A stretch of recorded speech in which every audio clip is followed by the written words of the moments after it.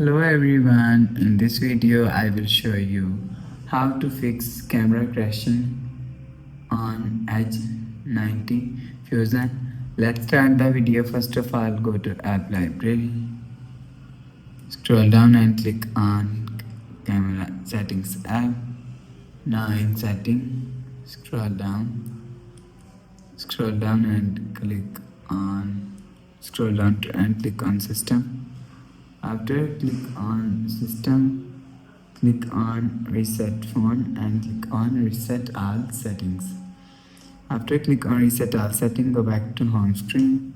You will see a problem solved, but if it not solved, restart phone. Just click and hold side power button and volume up button and you will see restart phone from here.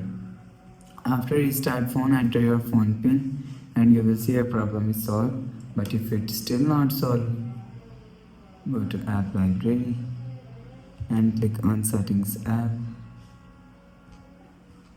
Now in setting, scroll down and click on apps. After click on apps, search camera app and click on storage and cache and click on clear cache.